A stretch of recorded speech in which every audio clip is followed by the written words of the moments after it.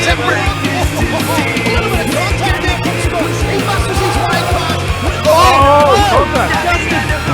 To the back of... Muggleton just has to cross over this crest. He will cross the line and will win the championship.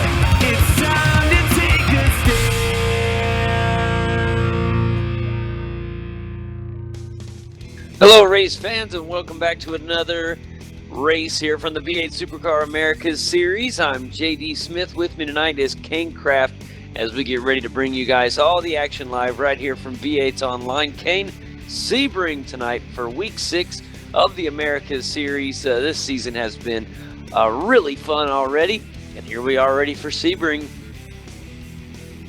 Yeah, Sebring, a track that on an old air base thing, old airport, that's the word I'm looking for. And this thing is just rough and bumpy, and I think it's a lot of fun. It's one of my very first tracks that I bought and paid for on the service and got to learn extra. And I really had a lot of fun on the track. I think these guys are going to have a great race. A lot of racing room here, although it is kind of hard to pass. It can be very difficult to pass here, and I think we're going to see some guys really struggle trying to get around. Now, there are several locations that it is possible. The final 2 turns here at Sebring have been known to have some exciting moments and through past races, and I'm really looking forward to Sebring. We don't race here enough, I don't feel. It's unique as it's a long track, but it widens up at various spots because it is an old airfield, and so they designed this track when they converted it. It really took advantage of some of the widened areas, especially on the front stretch around pit road area. It's a lot wider, but as you go down into turn 1 here, you lose that space very quickly, and this track goes extremely narrow for the majority of it. So through those narrow spaces, it's going to be very hard to get any type of passing done. You're just going to have to follow, keep everything smooth. Smoothness is going to be the key to this race, Kane. If you get, what's the word I'm looking for? If you get impatient and you make a mistake, you're going to be looking at the rest of the race from the replay screen.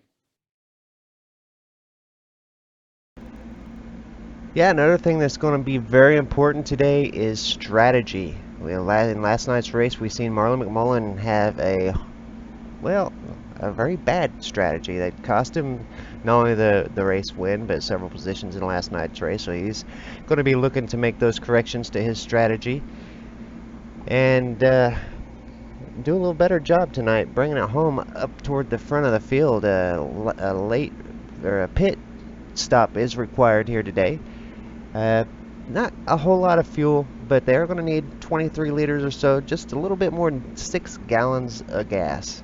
So they're going to just stop for gas. They're not going to take tires. I guess maybe a couple people might if they're really having a bad time with tires, but I expect to see most people just do a quick gas and go get a few gallons of gas and head back out. Just enough to get them there through the race and get them to the finish line. Very interesting. We are in the middle of qualifying. It has been underway for about a good 7.5, over that now, almost 8 minutes in our 12-minute qualifying. And this is how we look so far, because qualifying is going to be very important to today's race.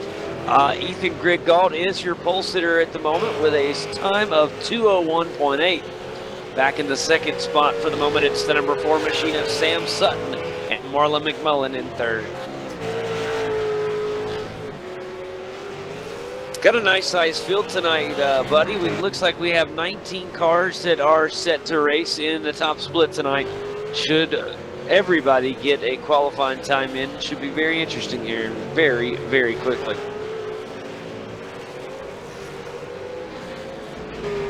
Yeah, we see Ethan Grigg-Gault, of course, here tonight. Ethan had a heck of a race in Monday night's race last week, and I got to watch a little bit of that there on the race spot. He was right there with Madison down the entire race. That was an exciting race to watch. If you didn't catch that one, you guys can find that race and all of Monday night's races on Race Spot TV.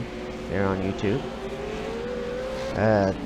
Ethan Grigg-Gault doing well here today. He's still got the current pole of 2:01.8. 201.831 is the time to beat. Yeah, again, looks good so far. I mean, you know, we weren't here last week. We did not make it to Circuit of the Americas last week. But happy to be here this week. Ethan Grigg-Gault has been the guy to beat this season. He has stepped it up another notch from what we've seen in him in his early career here in the V8's Americas series. But this season, he has looked just almost untouchable. Every race that he's participated in that I've seen, it has been pure domination from Ethan Grigg-Gault and his sim pit holding. It's just been amazing. He really has came out this season on fire, and he has been dominating this season, and it's good to see another driver come up through the ranks and to be fast like that, to give the Madison Downs and the Richard Hampstead some pressure. I really enjoyed watching that race this weekend. He was literally all over the bumper of Madison Down that entire race, and it was exciting to watch. So now we are here at Sebring. It's a lot different track than Circuit of the Americas. This one's got quite a bit more room. It's not you don't have to slow down as much to make the turns. It's more of a flowing track than the Circuit of the Americas was. I think that will give some drivers like Corey Preston. Dale Niche isn't here today in this race that I see, but I've heard that he's super fast today, so he might be down in another split. But Corey Preston and Dale Niche definitely very fast here today. Unfortunately, Dale not in this race, probably in the second split. We got a lot of big guys over here today that we don't normally see, are some good guys that we don't get to see a whole bunch. Glad to see him here. We get to see Victor Tanaka, Jim Davey returning, Jason Bentz, some of the guys coming in here, and going to have some first split action tonight, so that's going to be fun to watch for very soon. We're less than a minute away from finding out who our pole sitter will be, so that timer is ticking down. But now we got a new pole sitter, Kane, just surpassing Ethan Grigg-Gault is Mitchell McLeod. Incredible lap time from Mitchell with a time of 201.8 as well. You're going to have to look at the thousandths of a second, or excuse me, the hundredths of a second. He's 300ths of a second faster than Ethan Grigg-Gault on his quality lap.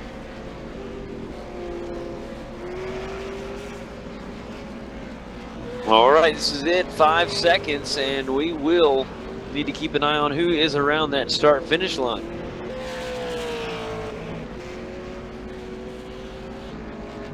All right, Richard Aylward is set his time in stone. He is done. He'll be starting 7th if all stays. Victor Tanaka making his way around the almost like carousel turn there, coming around to the front stretch. Now Ethan Grigg-Gault is on a flying lap, it appears, and so he is attempting to try to better his own time and get it better than Mitch McLeod's 201.80. That is going to be extremely tough. Very, very fast time for Mitchell McLeod.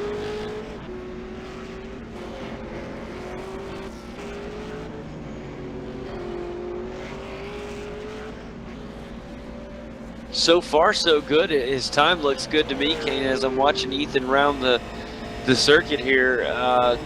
I really think that he's got a good thing going right now. Now, he may feel differently than we do, but right now the car looks very fast.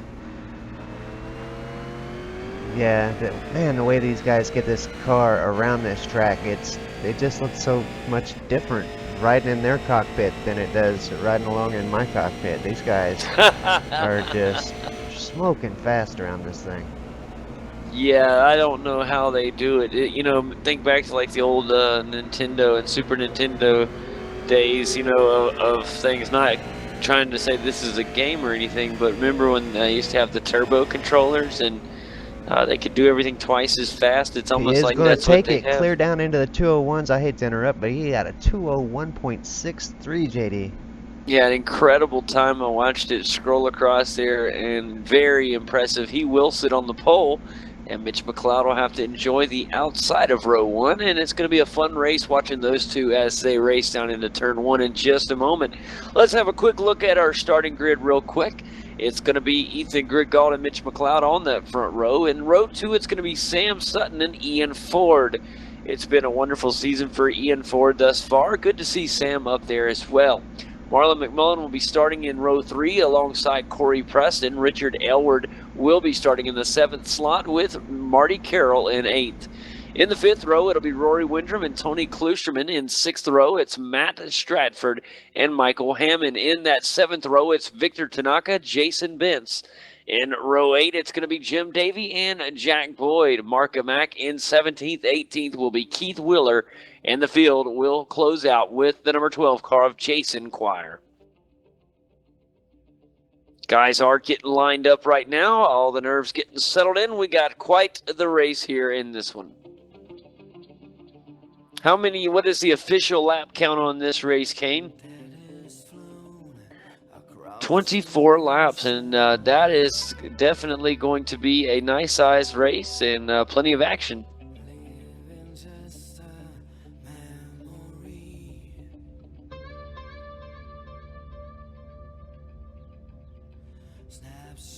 Well, you know me, I never look. I look at usually at the last second, and I was such in a hurry to get in here tonight that I didn't even take a peek.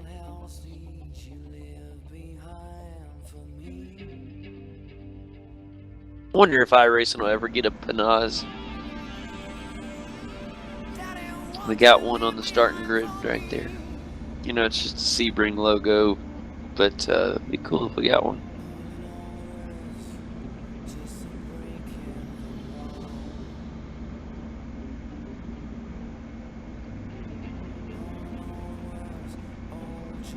All right, guys, just a few guys left to get on the grid, and the lights shall shine, and we will be away for our Week 6 event here in the V8 Supercar America Series.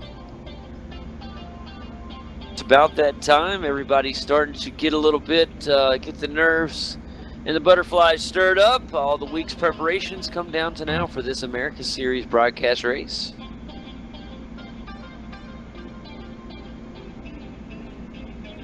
All right, guys, engines are revved, lights are up, and as soon as they go out, they will be away, and there they go now. And the race down into turn 1, Ethan Grigg-Gault's going to have some competition. Here comes the Dayco Powerbond car to try to come in between Mitch McLeod. He cannot do it. Mitch McLeod comes from the outside line to get inside of pole sitter Ethan Grigg-Gault. And what a job right there from Mitch McLeod. Back in second, it is Ethan Grigg-Gault as he tries to battle back up towards P1. And back in the third spot right now, it is Sam Sutton in that Dayco Powerbond. Behind him, it's Corey Preston, who made a great jump. Oh, trouble could be in store for Ian Ford. He went side by side, got a little contact from Marlon McMullen there. The back of the car got a little bit sideways. Not for long. He will lose the position momentarily. They're going to fight for position here. An incredible battle. Oh, Marlon McMullen's Caterpillar machine extremely loose. He finally gets it back under control, and he does hold out that spot right in front of Ian Ford. Okay, that's going to be a battle to watch for some time. Ian Ford, oh, right behind him. I can't miss this either. Marty Carroll working on Richard Aylward in the Mad Cow machine. We got the Simpin Ford Falcon of Marty Carroll back there. He started in 8th position, and right now working hard on Richard Aylward.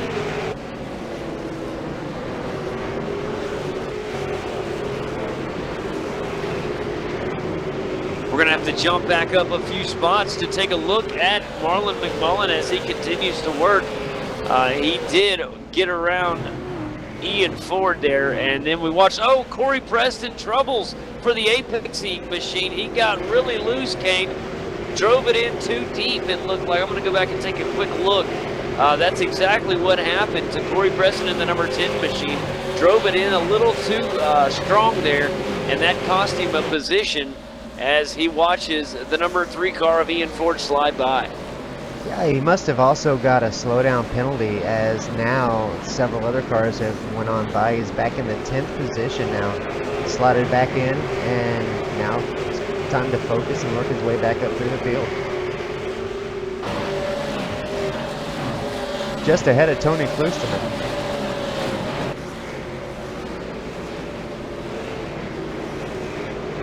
I tell you what, if Corey could find a way to get rid of these drawbacks, we'll call it, you know, just these little things that he tends to get that happen. Just a couple little mistakes a race that kind of sent him back through the field, and then he has to work so hard to get back through. Last night he did have an excellent race. He ended up winning last night's Thursday night race after Marlon McMullen's incident with the fuel, but he definitely has shown great pace here this evening. Rory Winthrop putting some pressure on Marty Carroll there. Marty does a good job to put a little bit of space back in between the two cars. Rory, a driver that we don't seem to get on camera very much. He's had several really great races this season, and afterward I go back and watch the broadcast and I'm like, man, he had a really great race. Why didn't I get him on camera more? So glad to see him on the camera tonight, and man, he's doing a great job up there in 8th place. Another good battle going on right now as Michael Hammond in the plumbing and electric laser machine tries to get around Tony Klosterman. Those two cats going at it really strong here early in the race. This is the battle for 11, and Tony Klosterman doing a good job in the sim ability holding to make sure he holds this 11 spot down. Good move. Back up front, Mitch McLeod starting to pull away from the number 2 of Ethan Grigg-Gault. Ethan still got some pressure there from Sam Sutton back in 3rd place. Some of the guys in the back of the pack kind of they're working hard, but just a little bit further back, Mark Mack and the band of brothers holding in 15th right now. He leads, or he's ahead of Jack Boyd in 17th there, and in 18th, Jason Quire. It's good having 19 cars on the field tonight. Ethan Grigg-Gault back in 2nd place. He's going to have his hands full as he has that number 4 Daco machine of Sam Sutton. I'm very, very impressed with Sam early in this race. Katie did a wonderful job in his qualifying efforts, and here he's done well ever since the drop of the green flag. It's currently lap 3, and he has just continued to impress, holding on tightly to this 3rd spot. He's keeping lots of pressure on Ethan Grigg-Gault. Yeah, he is. Like you say, fantastic job from Sam Sutton there. Being able to stick with these two up here that are, man, all 3 of these guys up here in the front 3 are just flying. And then, of course, Marlon back there, he's sticking right with Sam Sutton as well. Yeah, and speaking of Marlon McMullen, I got to give him or his livery a pretty cool paint, like the Caterpillar skin on the Ford Falcon. It looks really good. I know he's had a post about it earlier in the week. He didn't know which livery to run. I think he ran the right one. I really like that cat livery. I like what he's doing this season. He says he has some rules that he's following with his liveries. It has to be a livery that's been run in this season of the real V8 Supercars, and so that's why you see him each week running a different V8 Supercar livery. Each one has been ran at some point in the 2015 season of the V8 Supercars. That as well. That's pretty neat. I didn't think about it. Now I've noticed that they are all real liveries from this season. I knew some of them were, but I just didn't put it together. I didn't know he had to have that to race. So pretty cool. I like that. Makes me excited on what we're going to see on the weeks to come. Matt Strafford having a great race tonight. He finds himself in that 8th position. Rory Wyndham, who was up in that 8th place a little bit ago, he finds himself back into 11th, but still holding strong up ahead of Mike Hammond. Right now, Matt Strafford trying to get up and get around the number 6 Sim Pit Falcon of Marty Carroll, and is finding it harder and harder to get up there. He's doing a good job of maintaining the pace, but every time he gets up, it's like that, you know, you take 1 step forward and then fall 2 back. He's pushing strong though in the Castrol, Alden.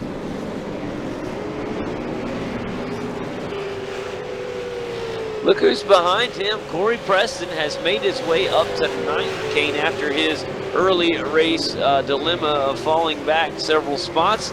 So he has moved back up 2-3 spots here and is holding down the 9th spot and working on Matt Stratford.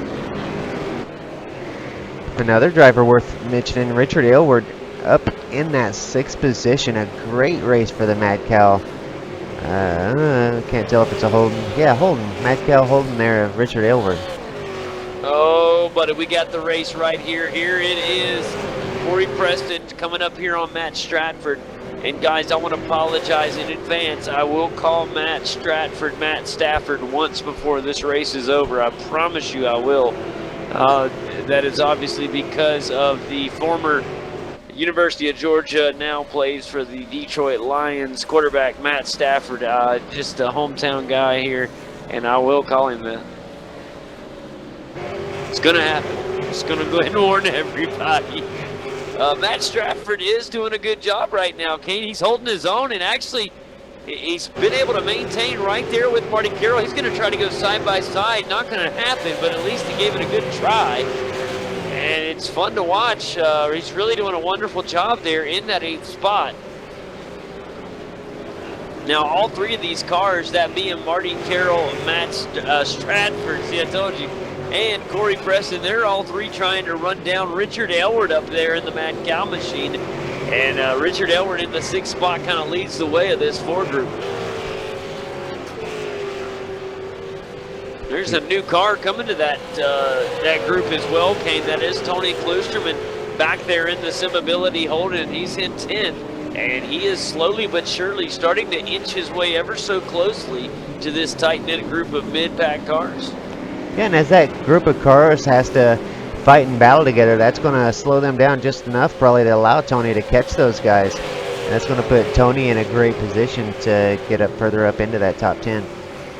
Also, some news up in the front of the field. Ethan Grigg-Gault has kind of slid his way up closer to the leader of Mitch McLeod. So what once was thought that Mitch McLeod may run away and have a little bit of a lonesome race, that is not the case, guys. Ethan Grigg-Gault still well within striking distance, and he has got his sights set on that torque holding up there of Mitch McLeod.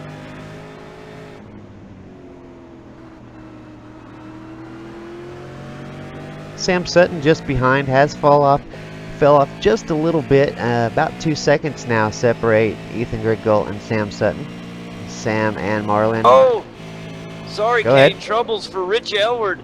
As he was coming around the turn, or the corner there, I'm going to have to take it. He's going side by side right now. Marty Carroll will get the pass. Can he make it stick? He will. Beautiful pass from Marty Carroll there in the Simpin Falcon.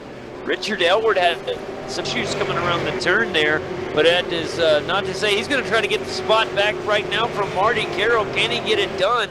I don't know if he's going to be able to do it. It's a drag race down into turn 1. Beautiful job right there to make sure you get the best of that racing line from Marty there in the number 6 machine. Richard Aylward fighting hard. Do want to mention Matt Stratford has taken his turn into the pit area to get his pit stop out of the way. Yeah, and that's the early pit stop, Kane, lap 6, getting it out of the way. Let's see, you said 24 laps in this one, correct? That's right. The earliest these guys can come in is lap 5 or 6 if they're really trying to get the undercut. And it kind of, being in that big group of cars, I can kind of understand why he'd want to do that. Get in, try to get that undercut and get some clean track. Yeah, for a lot of these guys that have been battling in this tight-knit pack here, of course the pack has kind of split up a little bit after Marty has made his way around Richard Aylward. Now it's just a battle right now between Richard and Corey Preston, and but before that, those were tight-knit group there. I would really, if I was one of those drivers, would think about dipping down into pit stall and getting out into open air, because you realize you have slowed up being in that pack. Get out in fresh air and you'll make up that time, especially with fresh tires if you were to put them on, but still way too early for that. These tires are still popping just like lap 1. Corey Preston, what a move on the inside to get around Rich Aylward. And fantastic. He did that very quickly. I'm going to take another look at that pass from Corey Preston, Kane. He just ducked down to the inside, and right here on that right-hander, just did a beautiful job. I mean, Richard Aylward did go a little bit wide, overdrove it a hair, but still, good move right there from Corey Preston. That was spotless. He got it right in there and got around him, kind of forced the issue, and got that move done quickly. So Corey Preston fell back early, Kane, and like you said, he has to work so hard to fight back, and he's done so. Can he remain flawless the rest of this race and possibly get up into a top four, three, almost a podium? Speaking of in that top area of the field, we got some cars headed down pit road. Marlon McMullen is down the pits as well.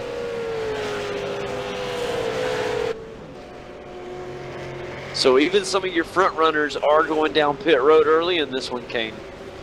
Yeah, that's going to give Marlon, he's back in clean track now, so he'll not have any cars to worry about, just be able to concentrate on those laps. He, as the pit stops work themselves out, he might be able to gain some of that time that he had lost to those guys up front. No, Kane, this is not to throw you on the spot. No, this means I'm about to throw you on the spot. You know that, right? Yeah, that's okay. No, not to throw you on the spot intentionally, but you mentioned earlier Marlon McMullen had some bad strategy yesterday in the race. What strategy did he use? He just didn't get enough fuel put back in the car. He pitted, I think he pitted early, if I heard right, and then he just didn't take near enough fuel. So whenever he came back out on the track, he was 5 laps short on fuel. So he had to really fuel save for the final length of the race, and where he had quite a bit of distance on the fuel, it all went to the wayside because he, of course, was having a fuel save and cost him several seconds per lap, and ultimately ended up finishing 5th or 6th because of bad strategy. Now, I know you guys watching the broadcast can relate how many times you've been in a race and everything seems to be going great. You may have just missed a strategy like that, and nothing is more frustrating than having to fuel save in a race where you're wanting to push the car and go, and you have that feeling that you can pass and get the positions needed, but the car just won't allow it because you made a strategy move that just hinders your performance. That is very frustrating. Oh, even more frustrating is after you pit to take fuel that you only require 6 gallons of fuel, and you still end up with not enough fuel and have to fuel save. He was definitely very angry with himself after the race last night. Yeah, I can imagine so. I would be a gnarly post-race interview, I guarantee you. Jim Davey in the action right now in the Helix Shell Ford Falcon. A great-looking livery on Jim Davey's ride. He's got Victor Tanaka to worry about, though. Victor is right there in the rearview mirror. Classic Ford-Holden battle going on right now. Victor to the inside. That's going to be awful close. He does get through cleanly. They are side by side going through those turns. Whoop. I did not know that because I was still on replay time. Well, you're probably just about the point where you could have went back to the front of the pack and watched Mitch McLeod and Ethan Grigg-Gault. Ethan did get around Mitch McLeod. They're going side again, and Victor Tanaka, he's going to try it 3rd time. There's going to be side by side. Oh no, Jim Davey has to fishtail it out just to save the car. It finally goes around. Tough break from Jim Davey. He almost saved it, and it finally went around. Just too much momentum in the back end of that car, and the Shell Helix Falcon spins around. That's going to cost him several positions. Kane, he'll fall. You know, so many times the broadcast don't give us smoke whenever the winner is doing a burnout or something. Jim Davey just gave us lots of smoke, so that was pretty cool. Good. Well, he gave the broadcast smoke. I didn't get any on mine, so feel lucky at home, guys. All right, guys, Rory Windrum headed down pit road right now, so he's getting his strategy worked up as well. Taking a pit stop here on the middle of lap 9. And in front of him, or excuse me, heading out of the pit road has been a very fast Ian Ford. He was listed in the 4th position as Demidov Holden, at least, when he went into pit road. And he's going to come out right behind Marlon McMullen, or I say right behind, he's actually about a good 5-6 car lengths behind him. So he has his work cut out for him, but both Marlon McMullen and Ian Ford have made their stops. Jim Davey already catching back up to Keith Wheeler, Kane. He wants to get his spots back quickly, and the car had no damage with that spin out that I saw, other than maybe some tire wear, but he should be fine to attack again. Yeah, attack he is. He's definitely made up quick ground to Keith Wheeler and looking to get around him now for that 12th position. Tell you up there's another more pit update. Richard Aylward is down pit road as well, so right now it's definitely been the most popular time to head towards the pits. And we got another good battle on the track. It's Mark Mack trying to run down Jack Boyd. That is the battle for 13th place. And right now the Band of Brothers machine trying to move up a position, get around the SP Tools of Jack Boyd there in the number 14 car. And that's been quite entertaining. I've been watching it back and forth. Here we go right now. They're going to possibly... he needs to use that draft. I don't know why he won't try to get up there and get that wind resistance. I think he must have had some trouble getting out of a turn or two before that long straight, and that kind of took him off the bumper.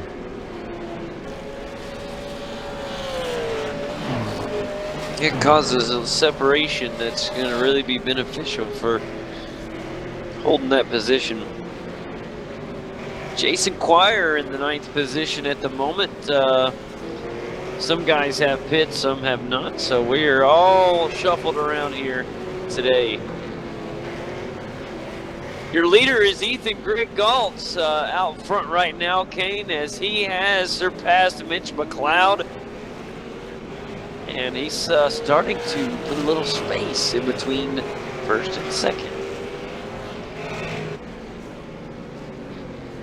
Now, when do our front 2 drivers hit pit road, Kane? Anytime in the next lap or 2? I would think so. They would definitely want to get them done probably in the next couple laps, but like we said before, they're not taking tires. They're just going to take a little bit of fuel, and that can happen. You know, they only need 5 or 6 laps of fuel, so it can happen anytime, clear up to those last 5 laps. So they could do it 10 laps from now. 8 laps at the most, probably.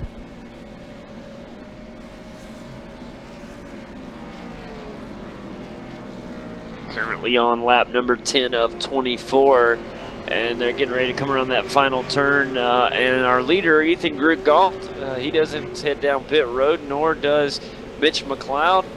And also back there in 3rd, Sam Sutton. So our front 3, our potential podium, all still need to pit. So that's going to be fun to watch who does what when, kind of a who's going to go first, you know?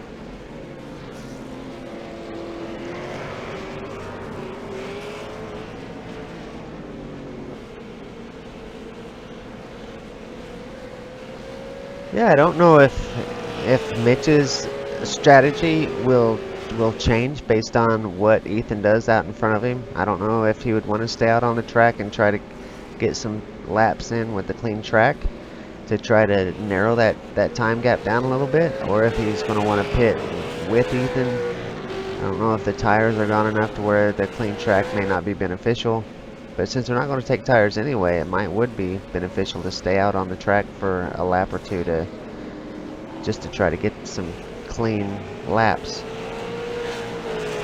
Yeah, it's going to be interesting. That is for sure. Jim Davey has got around Keith Wheeler. He's now trying to track down Ian Ford. Ian's up in that 11th position. Currently, that will change as the pit stops happen. Mark Mack is headed out of pit road right now, and also Michael Hammond is in pit road. Kane, Richard Aylward, his day may be over. I don't foresee him He's been in pit road for a lot, and it's put him all the way down into 18th spot. Yeah, 4 minutes 25 seconds as of now. He's been in the pit lane, so definitely some serious damage there for Richard Aylward. I hate to see that. He really Jason did. Bent's also a car that's taken some serious damage. He's 4 laps down. He's been in the pits for 4 minutes and 16 seconds. And that's where he exited. Marlon McMullen and Ian Ford got their own race going on. Both of them have been through the pits. And although they're not bumper to bumper, they are both flying around this track. And it's really fun to watch. Marlon listed in 10th at the moment, and Ian Ford listed in 13th. Now that will change when they come by because of the pit situation. But as soon as all the pits cycle through here in a moment, of course, still got some leaders got to get their pit done. But we'll do a rundown of the race. What's interesting, Kane, is our top 3 guys still have not pit. Ooh, Sam Sutton just come out of the pits there, right in front of Marlon McMullen. So a 3-way battle here between Sam, Marlon, and Ian Ford. Yeah, didn't realize Sam just popped out of pit road, and he is really in a spot. Marlon's going to try to get around him. Oh, Marlon had nowhere to go. He kind of fishtailed a little bit through there.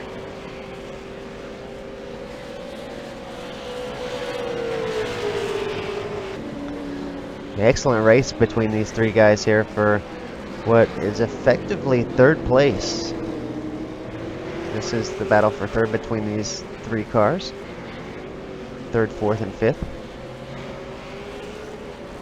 Corey Preston listed in 5th place. I'm sure he's still got to go down pit road, I believe, though, right, Kane? He should be on pit road now. No, he's down in 11th place now. Corey's in 11th? Yeah, he must have just come out of pit road. Okay. These are those updates that I've got to get.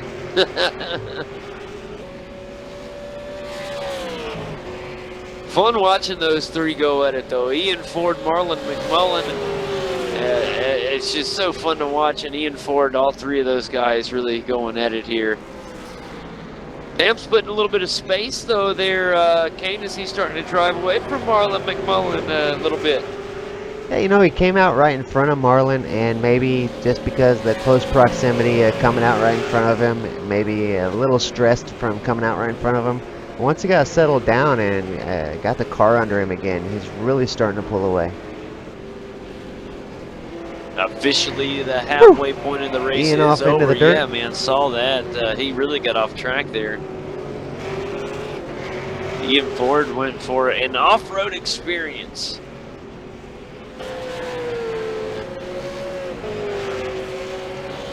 But yeah, officially halfway done with the race here on lap 13 of 24. And we'll do a quick rundown of where everybody is. I think for the most part, we're about cycled through, except for Marty Carroll, still one that hasn't pit. He's out in front of Ethan Grigg-Gault. And yeah, Jack Boyd, I think, also hasn't pit. Yeah, I think that's it on the. Well, I think Victor Tanaka hadn't pit. Jack Boyd, Marty Carroll, Mitch McLeod, and Ethan Grigg-Gault are the 5 that have not. Ethan has pit now. Okay, did not know that. Yeah, we got Marty Carroll and Jack Boyd are the only 2 that haven't pit. And Ethan is fast, even in the pits, man. I didn't even realize he ducked down in there.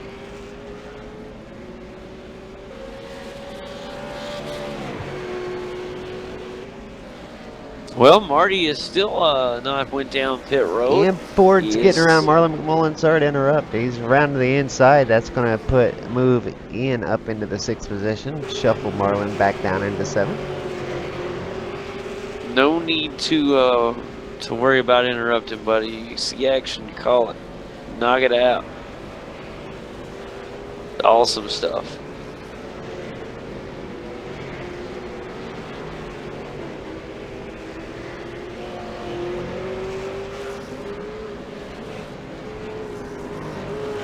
Boy, Richard Aylward, I feel terrible for him.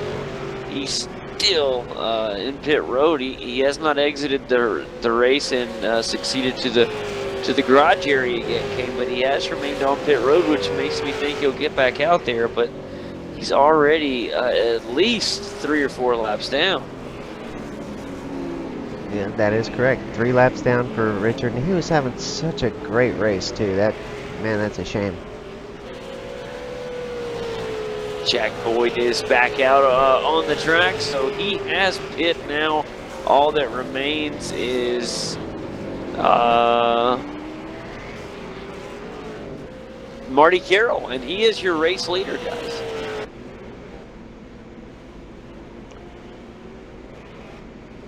But obviously, he's going to have to head down pit road eventually. It's a required pit stop.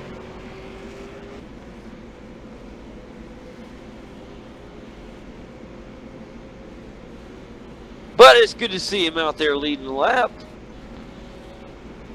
That's right. It's always nice to see Marty Carroll out in that 1st position.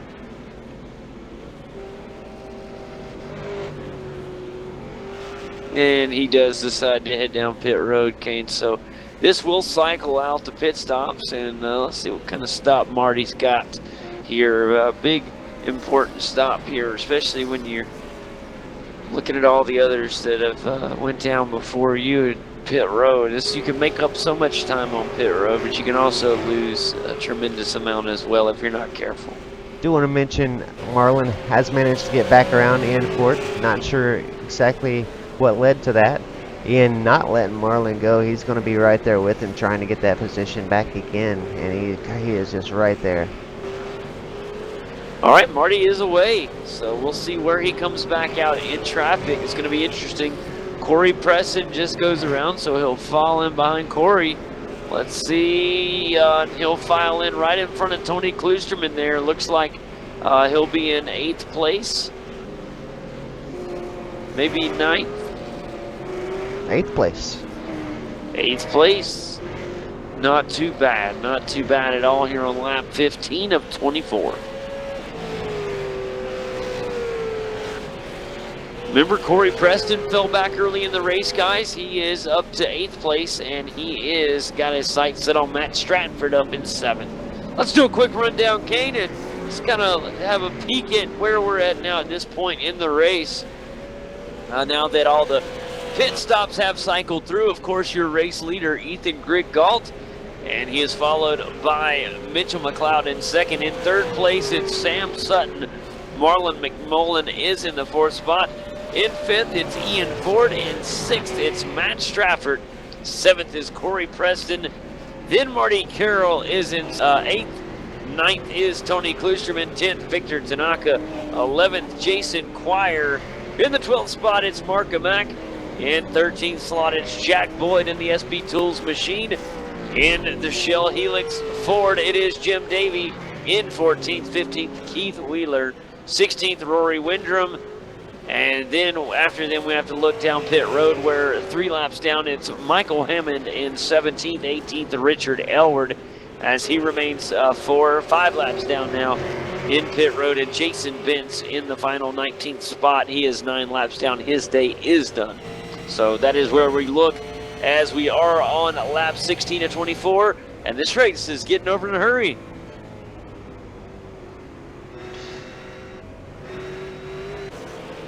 Marlon way wide coming out of the turn there. That's going to allow Ian Ford to get by. Marlon way out in the dirt. Boy, good job by Ian Ford.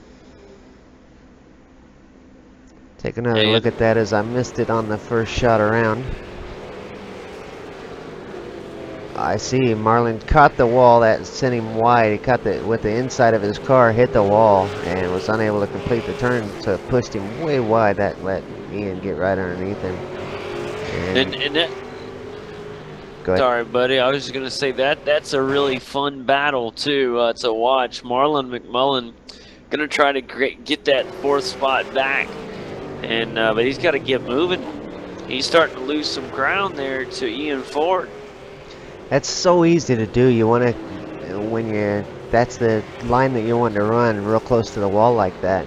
It's so easy to just nick that wall, and when you do it, that's exactly what it does. It pushes you wide, just like we saw there. And some drivers really like that close line, and others prefer the wide line. You see some guys take that same turn way wide and keep their RPM and the momentum up a little bit higher.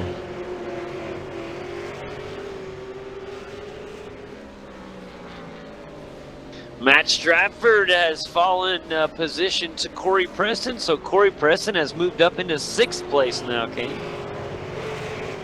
Also, Sam Sutton has almost nearly caught Mitch McLeod. He looked like it was a little bit closer up there just a second ago. But probably in the next few laps, we'll be seeing a big battle here between Sam Sutton and Mitch McLeod. Victor Tanaka has found his way into the top 10. He, in his SimAbility machine, he's chasing down another SimAbility Holden, as that is Tony Klusterman in that number 17 car. Big thank you to Tony Klusterman. Tony not only made some contribution to the Bathurst or Bust website over the last couple weeks, but he shared it with all his friends and family and really tried to help promote the Bathurst or Bust website, and really appreciate that. Not only that, he had some great things to say about us, and he and Glenn Sidman both, and it's so appreciated, guys. Very appreciated, and means more than they know, that's for sure. But awesome, amazing guys. That Glenn Sidman and Tony Klusterman. You talk about some of the great people you meet in the sim racing community, and those are just 2 prime examples. Those we've met guys so are, many, haven't we? Oh, it's amazing. So many great guys. It's one of the best parts of it, Kane. To me, that is the greatest part of it. The good old camaraderie, and you meet some really great people. Yeah, we have. We've met so many awesome people. At any given night, I can sit down at the computer and the Facebook messages start coming in, and you realize how many friends you've really made doing these broadcasts for such an awesome community as the V8Supercars community. Fantastic, man. I remember early in this one, Kane, we thought Ethan Grigg-Gault was going to have a hard time chasing down Mitch McLeod. Now Mitch McLeod's got his hands full. He's got to worry about that number 4 car, that Daco machine of Sam Sutton. He's still got a little bit of a gap there. So Mitch McLeod doing okay right now, holding his own. There's about 2-3 car lengths that separate him, but that is the battle for second, as it will heat up, hopefully very soon.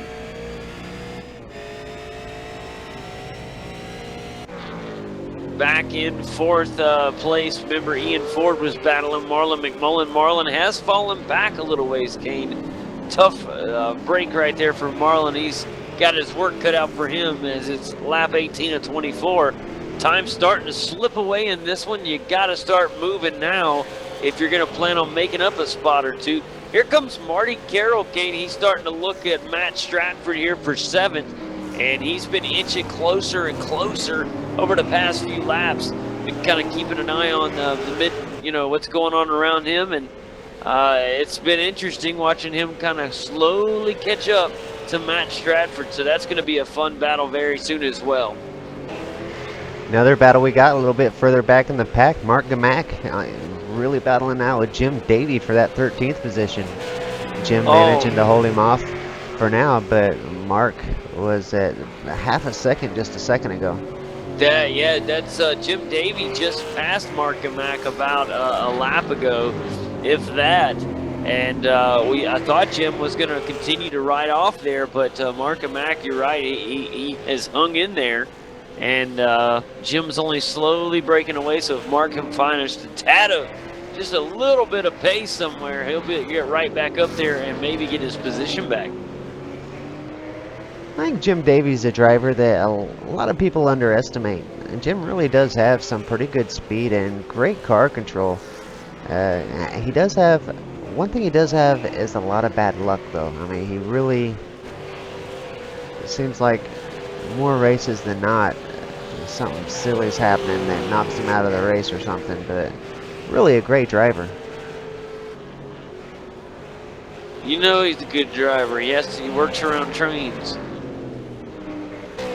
That's true. We know he can drive a train really well. He's probably going to be like, really, guys? Yeah, I'm sure most people underestimate how hard it is to drive a train too. It sounds like it'd be nice and easy. Just, it's on rails. All you got to do is control the throttle, right? But I'm sure there's a lot more to it. Man, here we are babbling on, and Marty Carroll made the move on Matt Stratford there. He had been, I talked about we'd get to see that battle in a little bit, and I got to talking and talking We're gonna and have to missed go back it. and take a look. That's what I'm doing right now. I'm going back to take a peek, and I'm going to have to rewind pretty good because it happened near the end of lap 18. And great job. What a move. It's on the inside from Marty Carroll. Textbook pass down the inside. And it went through the final two turns here at Sebring to close out lap 18. What a move. That was a classic Ford-Holden battle. And in this case, the Ford prevailed for now. A very good move from Marty Carroll. Sam Sutton's fallen back to over a second now behind Mitch McLeod with 6 laps to go. 6 laps to go. Will Sam Sutton be able to reel in Mitch McLeod that 1 second that he's out there away? 6 laps to find out. Thought you were saying we had a sick lap out there. I was going to say we got to get the doctor. Yeah, tonight's just one of those nights my tongue's just not quite working all the way. Oh, I'm right there with you, man. I'm right there, buddy. No worries. All right, guys, as this thing starts to head down towards the final run here, Ethan Grigg-Gault out front and enjoying sunny Florida from the front row. I mean, he's got the front seat in the house, leading this bad boy. No problems for the Sim Pit Holden. Back in second, Mitch McLeod. He's cruising as well, but he does have some pressure from third place, Sam Sutton. Ooh, Sam went a little wide there. Back in the 4th spot in the Davidoff Holden, it is Ian Ford as Marlon McMullen and the Caterpillar Ford Falcon back in 5th. We look back to 6th place where Corey Preston rides, and you can only help but wonder what could have been had Corey not had the fallback incident early in this one. He's done a remarkable job of regaining positions as he rides in 6th. And like I said, you can only wonder what could have been. Back in 7th, it's Marty Carroll. And not far off, it'd be fun to see if he could catch up with Corey. That'd be a mighty fun battle to watch. Back in 7th, it is back in 7th, it is Matt Stratford. He's actually in 8th now, I apologize. In 9th, it's Tony Klusterman. In the 10th position, it's Victor Tanaka. 11th belongs to Jason Quire. 12th is for Jack Boyd. In 13th position, it is Jim Davey, followed by Mark Mack in 14th. In the 15th spot, it is Mark Keith Mack around. Wheeler. Oh, he kept it pointing in the right direction. Good job, Mark. Rory Windham is in 16th. Michael Hammond in 17th. 18th, Richard Aylward and Jason Benz in that 19th spot. Tell you what, those guys are having a heck of a battle. Rory Windham and Keith Wheeler, those guys were nose to tail there through that turn. I thought they about had catastrophe. Yeah, that was mighty intense. Fun to watch. They're still going at it. Rory Windham is ahead right now, but Keith Wheeler putting on everything he's got, trying to get up there and get back around. Oh, he's just can't get enough go juice. Keith definitely doing everything he can to finish this race out with some exciting racing, and that's exactly what he's doing there. Great racing between those two.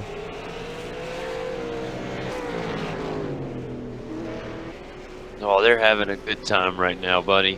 Whoa, Keith a little wide there. He's going to collect a cone or two. Happens to the best of us. Ethan Grigg-Gault is up front watching cartoons.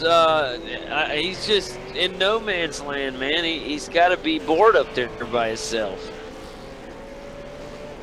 Yeah, right, man. He is just focused right now, putting down just incredible lap after lap.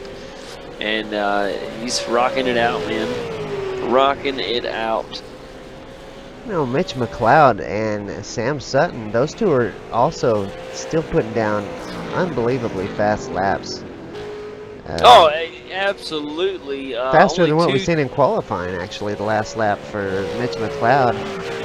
202.6. We didn't even see that in qualifying until Mitch took it down into the 201s. Or I guess it was Ethan that took it down into 201s, but Mitch's qualifying lap was a 202.8. So he's even faster than his qualifying lap. Yeah, that's incredible, man, that you just put down a faster lap now on lap 21 versus what you were doing in qualifying. We were worried about tire wear. These guys are still putting down blistering paces, and no problems with the tires for these guys. It is the start of lap 22, guys, of 24. This one is starting to get away from us, so we're going to have to kind of dig deep and focus here and look for all the big position changes late in this one.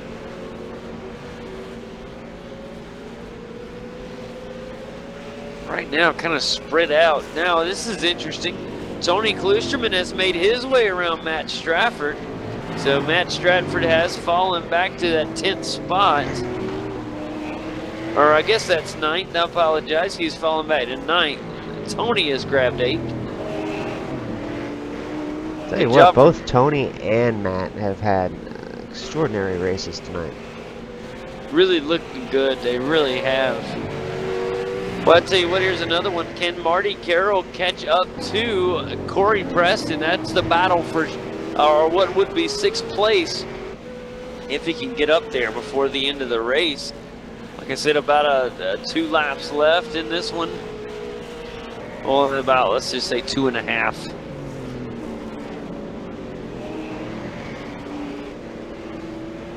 Ian Ford in 4th. In 3rd, still Sam Sutton as he tries to chase down Mitch McLeod, and that could potentially be the most exciting finish we have out here, because that is for 2nd place. And Sam Sutton only about 3 car lengths off from Mitch McLeod, and definitely could form into something here very soon. And of course out front, Ethan Grigg-Gault, and here he goes to start lap 23.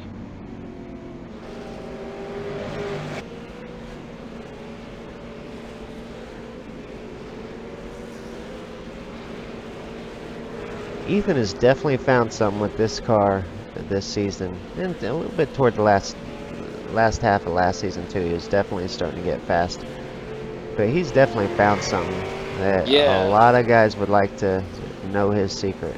But you know what? I think his secret is he's just bad fast. Oh, he's from the planet Nabucco or something, because he's an alien. He come down, and that's the only explanation.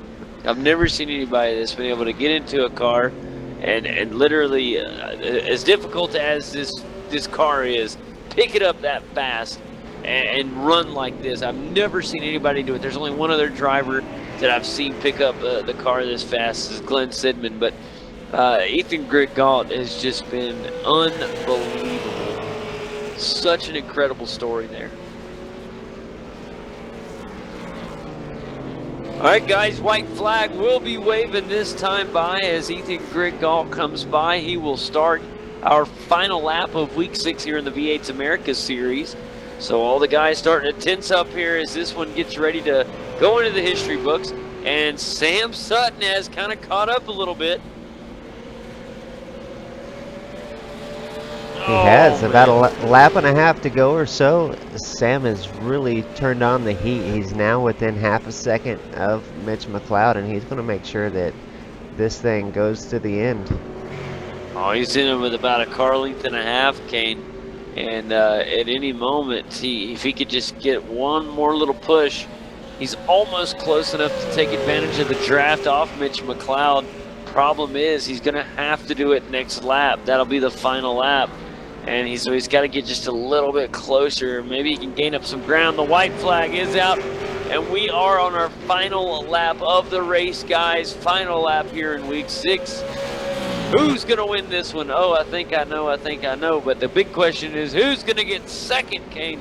Great race right here from from Sam Sutton, and of course, Mitch McLeod.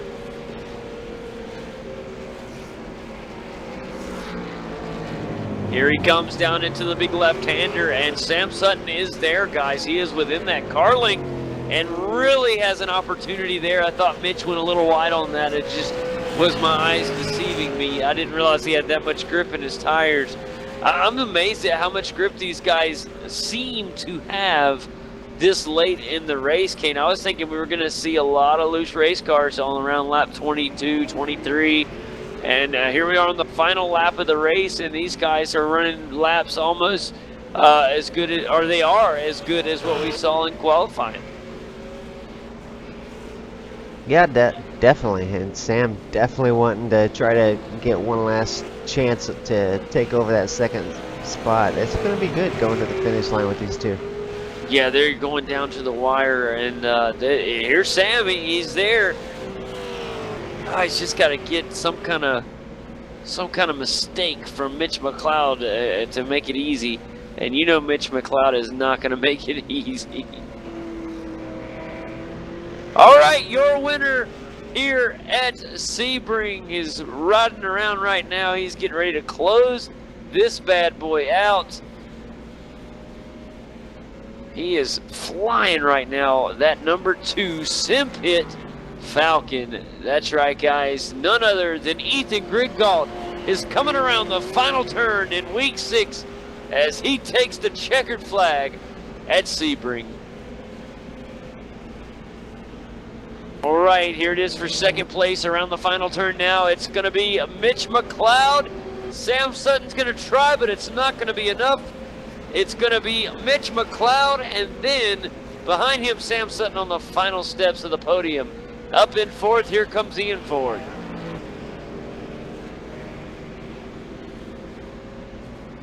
Marlon McMullen and Corey Preston racing at the end, but it's going to be Marlon McMullen, it looks like. Oh, Corey Preston got loose and hit the tire barrier, and he'll come across in 6th.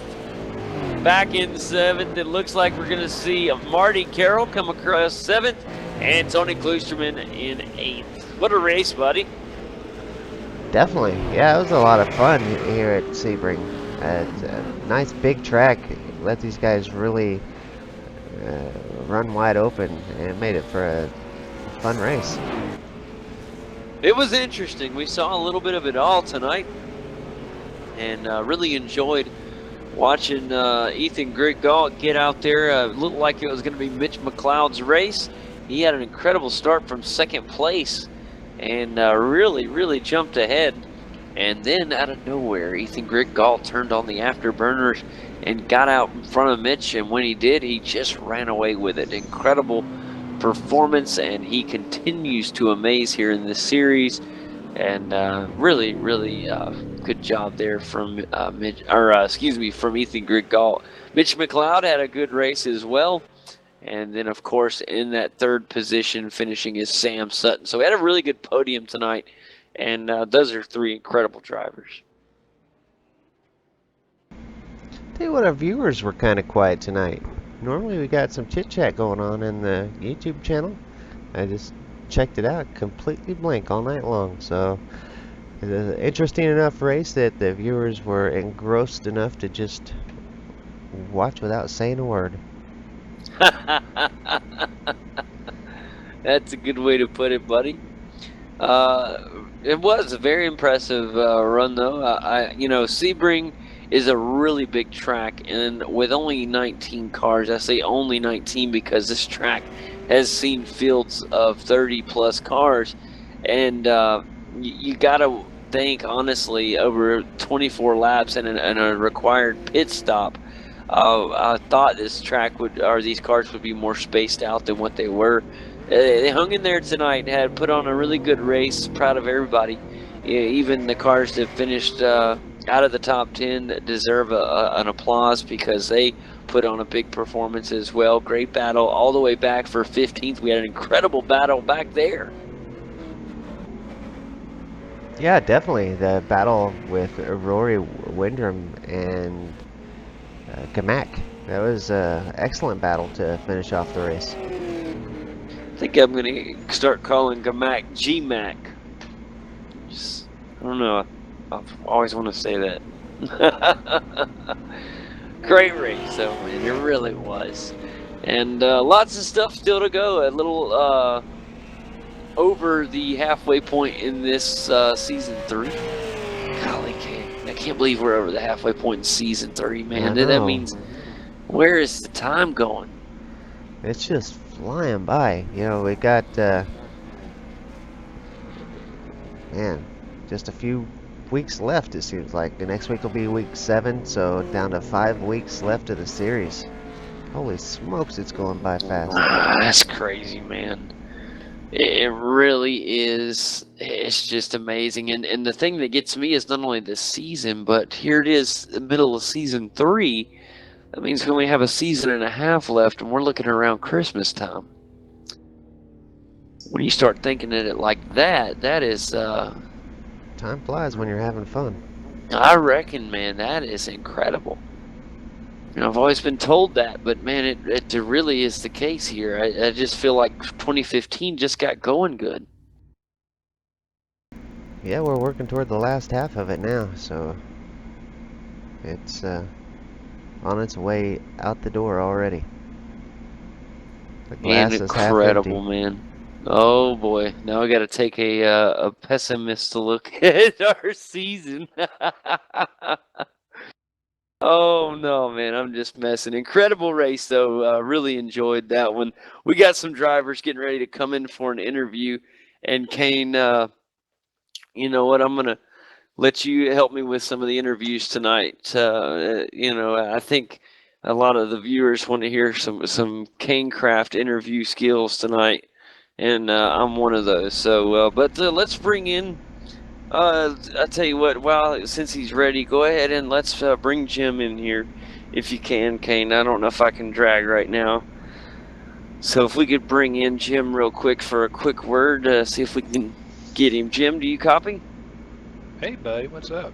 Hey, man. Welcome to the post-race show. How are you, man? It's good to hear from you. You too, man. Great race tonight, buddy. I was very, very impressed. The Shell Helix Falcon looked very good tonight, and doesn't it? Yeah, it's a great car. Yeah, it looks good, and it looked good in the race. Not talking about the livery, man. The skills looked very good.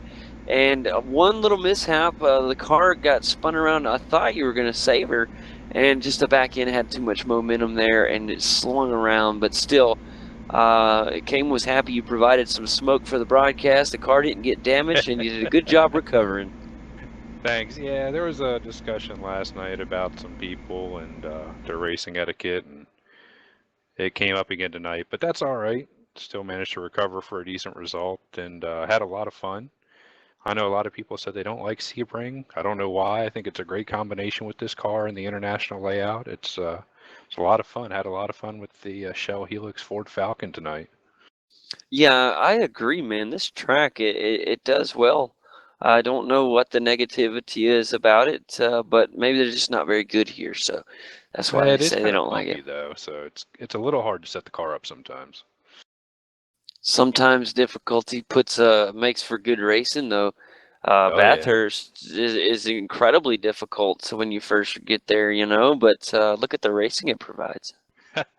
I think another problem is just the weather with the concrete track. It's so slick if you have a sunny sky. You know, that's a good point. It's something we didn't bring up at all in this This is an asphalt track instead of our normal, or is Concrete it instead of asphalt. concrete instead of asphalt? Yes, I was backwards there, but yeah, man, provides totally different feel to the car. It's a little slicker, and a lot of people don't realize the difference between concrete and asphalt. But ask any racer, man, it's huge. Some guys will never get the feel of concrete. They'll just never get it, no matter what they do.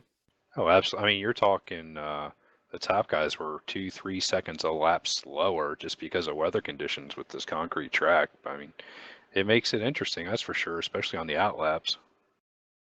That it does, man. That it does. But I tell you what, Jim, I've been really enjoying watching you get out there and race, man. I think you've done a wonderful job, and it's fun to watch you continue to progress, man. Oh, I'm having fun. I couldn't believe I got in the top split again tonight. It's a lot of fun. Unfortunately, next wing is the track I probably hate the most, but I'm going to race it anyways. Absolutely, man. Well, anyways, thanks for coming and chatting with us, buddy. Hang tight or hang with us. We'd like to continue to talk with us. I'm going to let Kane grab our next interviewee and let him jump in there for a minute and be the awesome interviewer he is. I tend to struggle with interviews. I don't do a good job of knowing what to say and all that, but we'll bring in Ian Ford. I think's the next one in the list. Kane's telling us a story. Ian, welcome to the post-race show. It's good to see you, buddy. How are you? Yeah, pretty good, boys. Man, fantastic. I tell you what, man, tell me a little bit about that race, man. Just kind of your feel on Sebring itself, running on that, or just that track in general. We were just talking about the concrete track. How does it feel, or does it feel any different from the asphalts we normally run? Yeah, you can definitely feel all the seams in between, like all the different chunks of concrete that they've laid down that back section, especially in the last corner. Like there's actual seams where the concrete goes from one angle to another angle, and sometimes it launches the car and everything like that. It's just it's a bit harder to get the throttle down at times. Sometimes the concrete just grips you up like crazy, and you do like Marlon did and just get completely sideways and just drifted because like there's not enough grip there to hold you.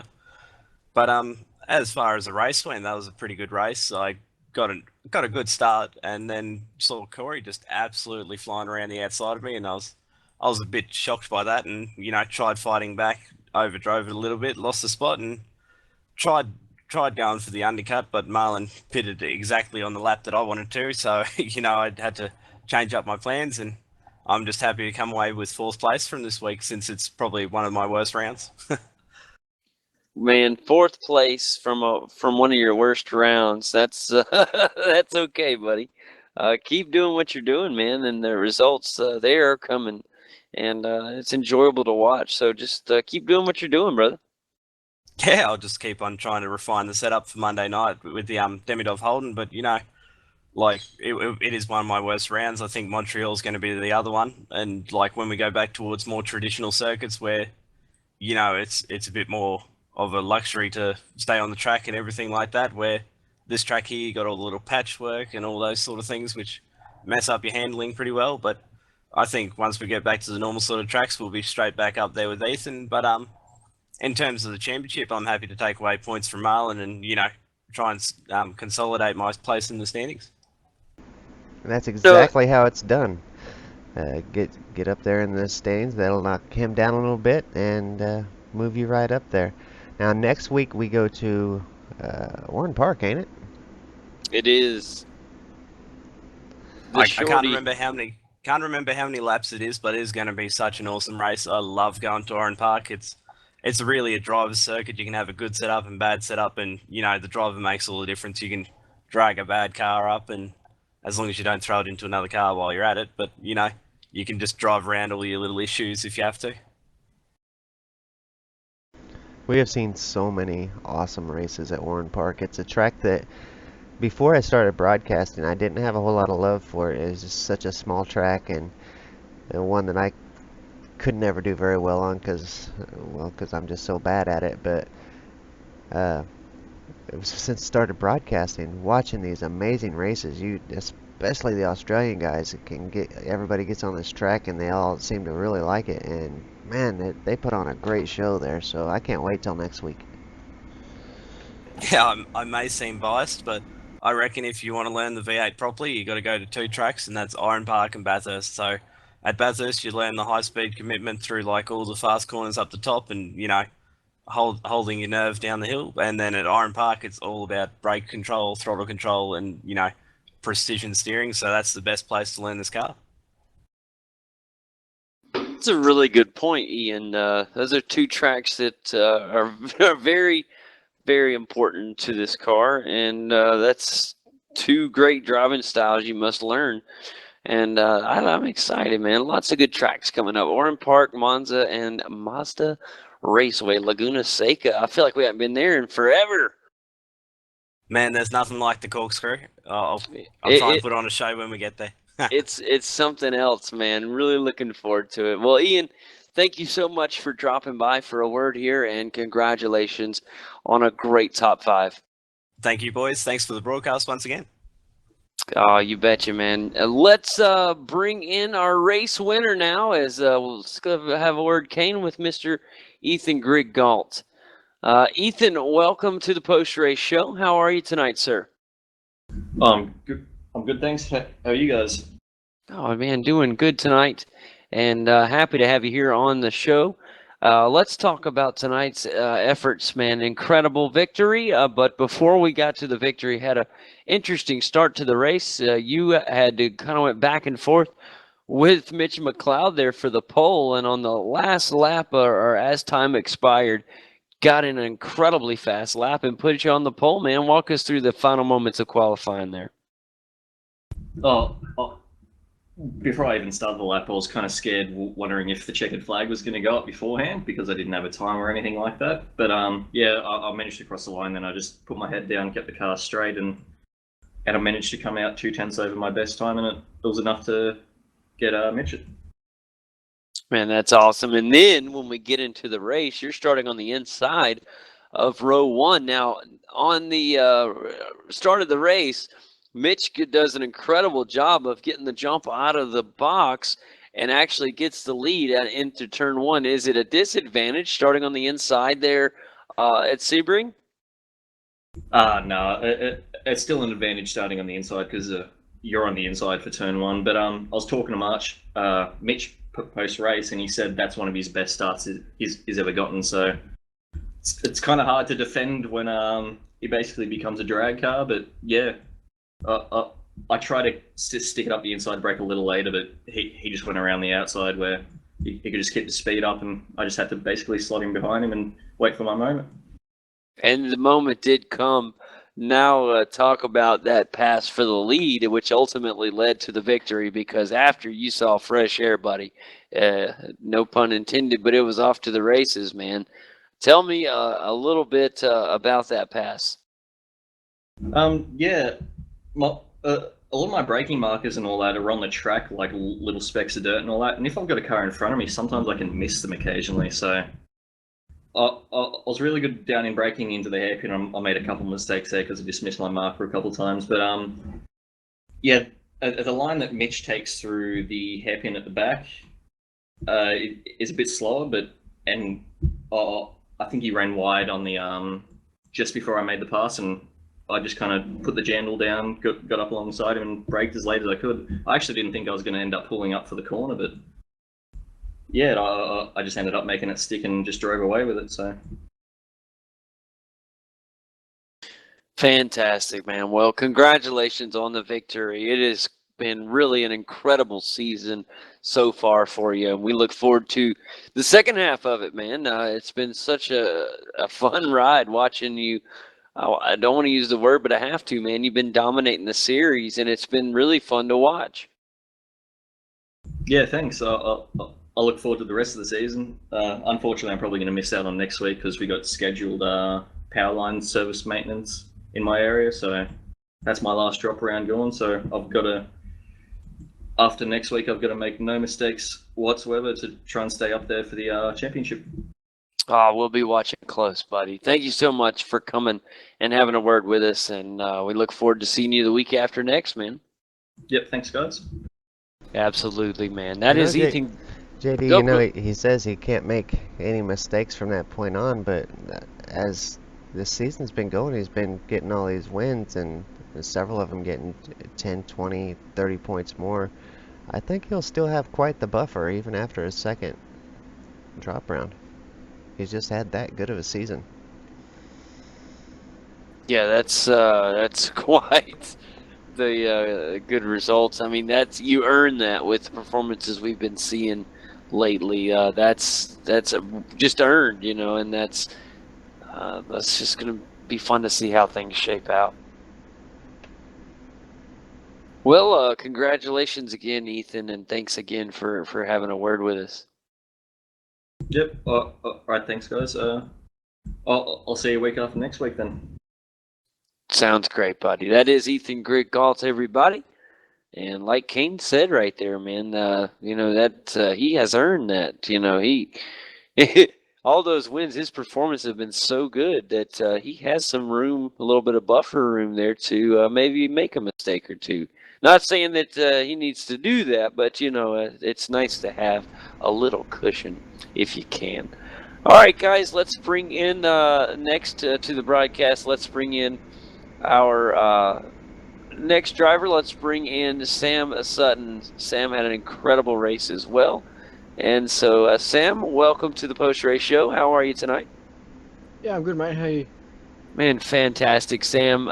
Really, really fun watching that one. This is one of the better performances we've seen from you in a long time.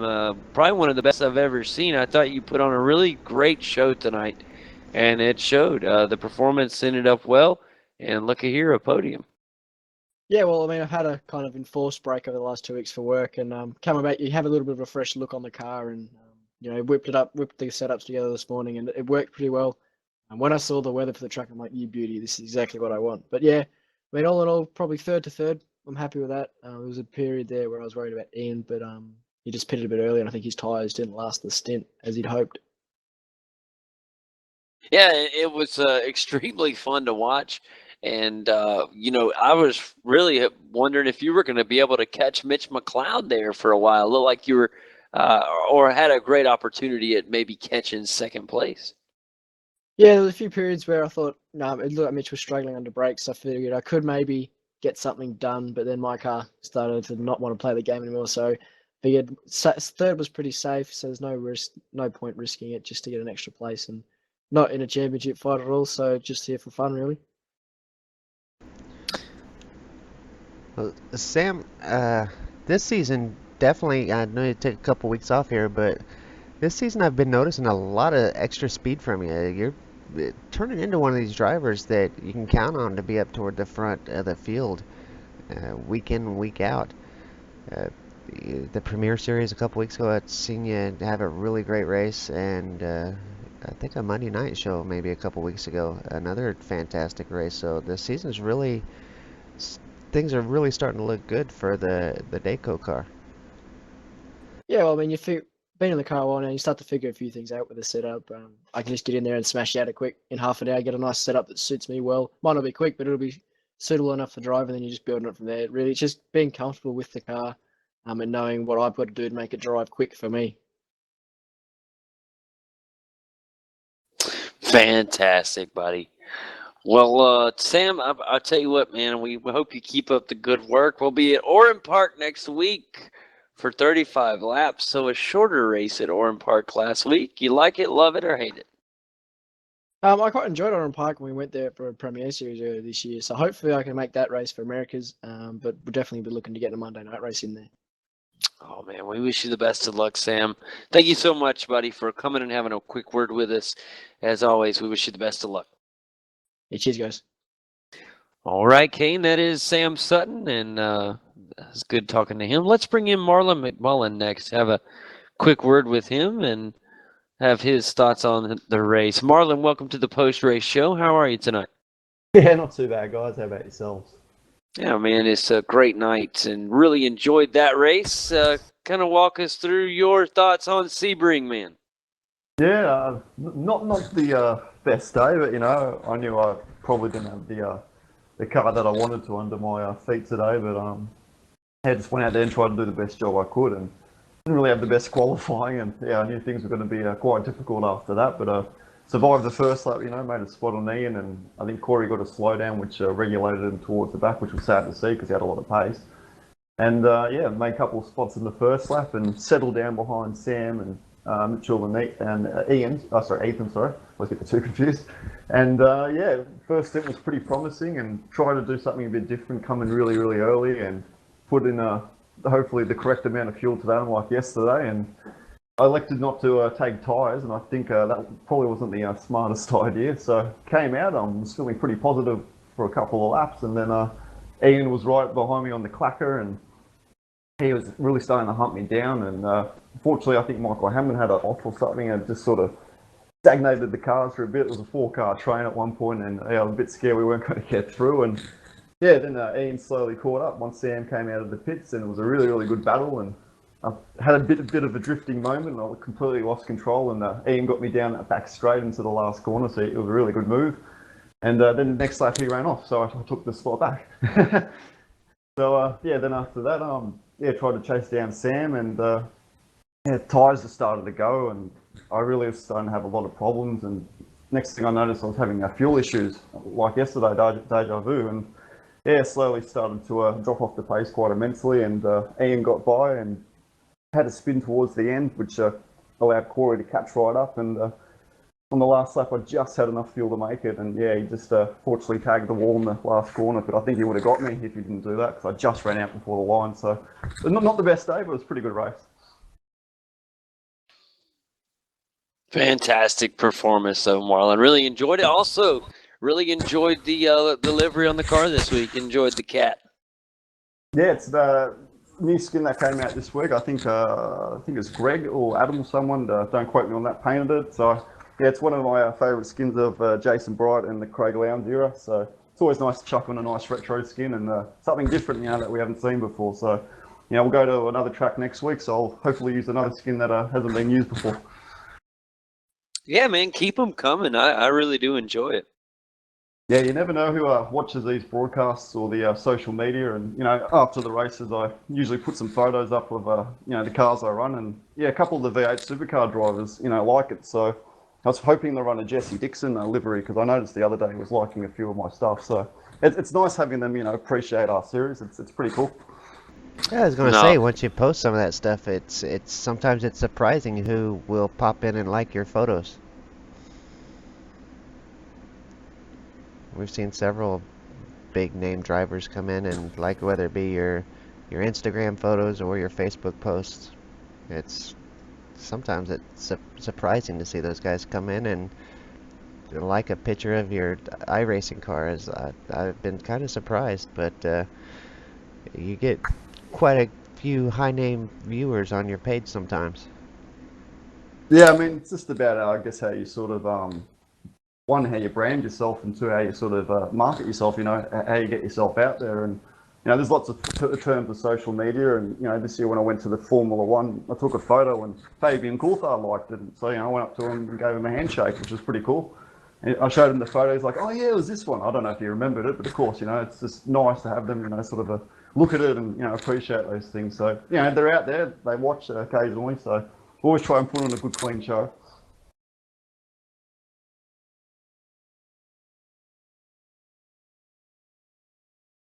Fantastic, man. Well, Marlon, as always, buddy, it's a pleasure to talk to you, man. And we look forward to seeing you next week at Oulton Park, which is a good track for you, man. Oulton or Oran? I thought it was Oulton Park. Maybe I'm wrong. I think it's Oran Park. Dadgummit. I even said it earlier. What the heck, man? How did I miss that one? Anyways, yeah, we'll see you at Oran Park. Excuse me. Yeah, no worries, guys. Hoping for a bit more of a productive race next week, but we'll see how we go. Just got to get the setup a bit better. Absolutely, buddy. Thanks again, and we wish you the best of luck next week. That's Marlon McMullen, everybody, and it's always good to talk to him. Let's bring in Corey Preston next for his word with him. Corey, welcome to the post-race show. How are you? Hi, pretty good. Good, man. Let's talk a little bit about your race tonight. First, let's talk about the early race incident which caused you to fall back and make you work so hard to make up. Let's talk about what happened. Let's not, but anyway. Yeah, I went from hero to zero lap one pretty quickly, didn't I? I mean, off the start line, I think I got around the outside of Ian and Marlon in one corner, and then Ian fought with me, and I managed to get around him, and I was up to fourth place from the start of lap one, and then for some whatever reason, those fast S's, I just drove straight across the bloody slowdown. I don't know why, but I did. And then from the rest of the race on there, it was slow down, slow down, slow down, slow down, slow down.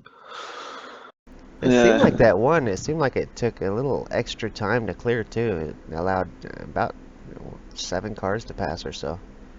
Yeah, lap one. That's always going to happen. But you did have some tremendous pace here today. You and we didn't get to see Dale today, but I have heard rumors all week long that you and Dale were going to be showing up with some great pace today, and you didn't disappoint. You definitely showed up with a lot of pace. Oh, I'd almost border on saying that this race was a waste of time, but as you say, I did claw back into sixth, so almost had Marlon at the end there, but a little mistake cost me at the end of the race there. But yeah, our JMSR cars have been fast here all week, but today, for whatever reason, I just didn't have any quality pace, and then I made mistakes during the race, so we'll have to go back into the garage and look at that. But yeah, Dale, on his brake pedal, one of his springs in his brake pedal decided to snuff it, so yeah, I don't think he could get it fixed in time, but yeah, he's messaged me on Facebook, I think. Or at least somebody did. But he's looking to fix that, so hopefully he'll get it fixed and be right for Premier Series and Monday night. So, but yeah, our cars have had tremendous pace all week, right from the get-go.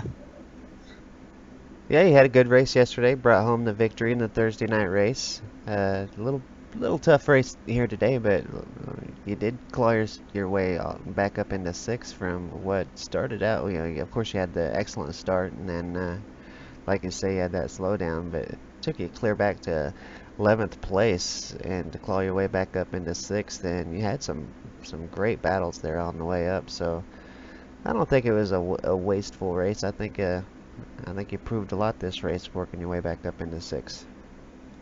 Yeah, and you're right about that, Kane. But I'm disappointed in myself that I just didn't bring my best game to the table today, and I think I was a little disadvantaged because I was basically leading the whole race yesterday. I didn't know what a car was like in traffic, so I was finding I was having to brake so much earlier, and the front, I just couldn't get the front end to the apex. So yeah, so I may have won the race yesterday, but it put me at a slight disadvantage today, I reckon. Well, thanks for stopping by for a word, and congratulations on your victory yesterday, and good luck Monday. Thanks, Kane. So happy to have these Monday night races back broadcast. Got a race I can sit back and watch and enjoy now, as opposed to doing the commentary, and it's great being able to watch you guys on the Monday night race.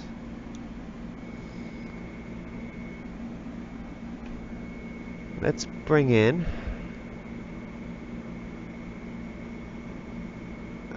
Marty. Marty, had a great race for you. We watched you claw your way up through the field. Several great passes on the field, and just a great race in general. Good pace, and kind of a tough track. Yeah, thanks, Kane. Yeah, no, the old SDC Motorsport Simpit Falcon wasn't a bad hot rod today. So no, I had a pretty reasonable start. Had a good battle with Richard Aylward there for the first opening stint. Not sure what happened to him there later on, but yeah, I was able to keep the pressure on and make us done. There wasn't much I could do about the top three, so congratulations to those guys. Ethan, outstanding once again, and Mitch and Sam. And yeah, good to see Sam racing with his busted shoulder. He done well.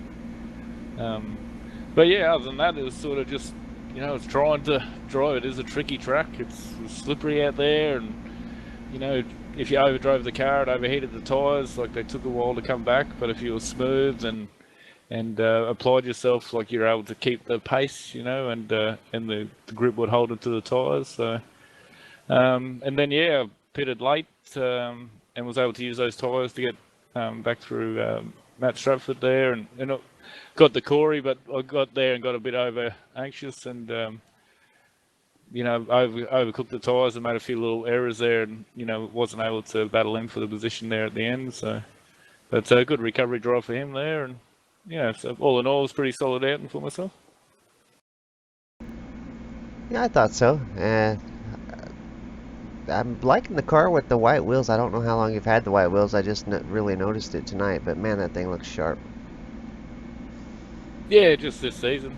Like, I'm paired with James McMullen, and he's like at the start of the season. We just tidied up the skins a little bit, and he's like, yeah, white wheels, no worries. And then I see him out there, and he's got orange wheels. So I've left my white ones on. No, that looks all right. It took a week or two to grow on me, but yeah, no, it looks pretty good. Well, I think so. Well, thanks for coming in and having a word with us. Another great race in the books. SDC's looking good as ever, and now with the accumulation of Bo Cubis, another great driver in the ranks for the SDC Motorsports group, rather. Yeah, we basically got Bo at a semi-retirement and off the couch, and he had his season off sabbatical, and we were lucky enough to have talks and get him on board, and so he's definitely a great asset, and he's still finding his feet back this season. We ran the SD RT Enduro last night with he teamed up with Ethan, and they won that, and myself and Michael Cracknell come runner-up. So no, it was good. So no, he's definitely fitting in with the team, and he's good technically savvy with the car, so he's a good asset in that sort of sense, and in giving me a hand. While Mr. Fulcher and Mr. Baines are away with their go-karting. So no, it's definitely a strong asset. And, yeah, no, I'm trying, JD, I'm trying, really am. But he's having too much fun. As he should, man. He should. Fulch with his go-karts on the dirt, man, that looks like a lot of fun. No, little bull ring just looks like awesome. It's like put a bit of rain in there, it'd be even more fun. He's probably got a stubby holder on it. Where do we sign up? Yeah, that's it. Well, when you're over for Bathurst, we're definitely going past.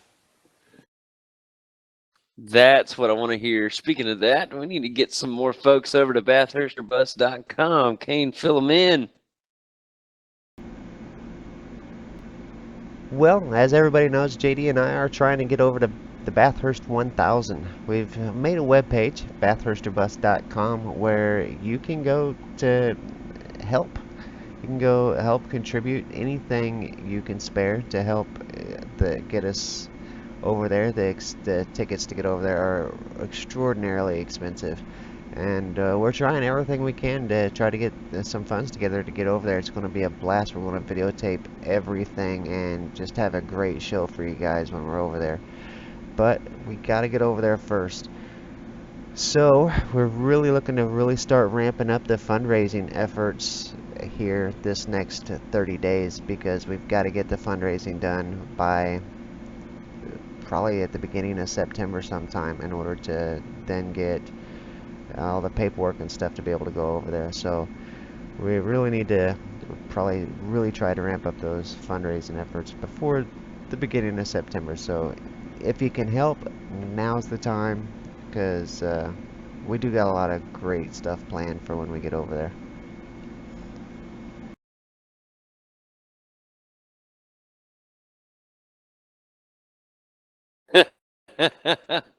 Sounds good. Let's jump over to those interviews. Marty, thanks as always for having a chat with us. Let's bring in Tony Klisterman real quick, Kane. Have a word with him. Tony, welcome to the post-race show. How are you tonight, sir? I'm great, JD. How are you? Man, I'm doing good, buddy. Just as always, man, it's Friday night. We got the weekend coming up, and I just got through watching a really great race, one that you were involved in. And let's talk a little bit about your race. I thought that you performed exceptionally well tonight, Tony. A top 10 effort, and you tell me a little bit about what you felt about this incredible track known as Sebring. Well, I was very, very pleased. Anytime you can finish in the top 10 and America's top split with the quality of drivers that are there, I was very pleased. Managed to keep Marty and Corey in my eyesight for most of the race, so that was good as well. And if I can just keep my eye on those guys, maybe a couple seconds ahead, I'm pleased with my result. And it was a good effort all the way around, I think, for our team. It was. I thought you guys were very impressive. And both of you, especially when y'all got right there running, I think it was 8th and 9th at one time, Tony. That was really, really good. Lots of progress for the team. Yeah, some good battles up front. It was pretty busy in front of me there for the first few laps. I kept my distance. I didn't want to do anything that would hurt those four guys in front of me. But it was good to watch what was going on. And, every time I follow Marty, Corey, I'm learning something. So that's my goal. And, a good result ended up for it. Oh, absolutely. And those results, they're hard to come by. So you got to take each one and really enjoy it and not just, not take them for granted. So we look ahead. Yeah, man. No, I was just going to say we look ahead to Oran Park next week. Make sure I get it right. I keep wanting to get it mixed up with Alton Park. But as we head to Oran Park next week, it's a very short track, but as you know, that track was made for the V8 Supercar. And tell me what it's going to be like for you and the team next week. Well, it's going to be busy. Oran Park, it's just busy. I don't know any other way to describe it. One straight and 188 corners, I believe, but always a lot of fun. And you really, really need to pick your passing zones on that particular track. So it's going to be a hell of a race next Friday night, I'm sure. Yeah, it is, and the viewers out there are not going to want to miss that one. That is going to be one that you're going to want to mark on the calendar. It always performs well. 35 laps, that's just going to be awesome, man. Well, Tony, as always, man, it's great to talk to you. I did want to say thank you so much for what you did for Kane and me. That really means a lot, man. We appreciate every bit of it, and like I said, thank you. You're very welcome, JD and Kane. And for the guys that are listening, for all the effort that JD and Kane put into these broadcasts, it's time to ante up a little bit, 5, 10, 15, 20, 40, 50 bucks. Get them out to Bathurst. That way they can live the dream that I want to do. And, you guys deserve it. So well done. Thanks a lot, brother. Yeah. That is Tony Klisterman. Go ahead, Kane. Well, that is kind of one thing that we would really like to do is, you mentioned, live it for you. And that's, we want to live it for everybody that can't go, and take the video camera and try so hard to make it include everything we possibly can so that everybody can just watch it and come as close as we can to seeming like you're right there with us. And that's what we would really like to do with it. Well, I hope that happens, JD and Kane. And if not, maybe next year we can all plan on going out there and having a visit. That's what I was going to say. One way or another, we're going to get there. And that'd be awesome. We just get a bunch of guys and get together and make the trek. Yeah, but I think that'd be a hell hell of a weekend for sure.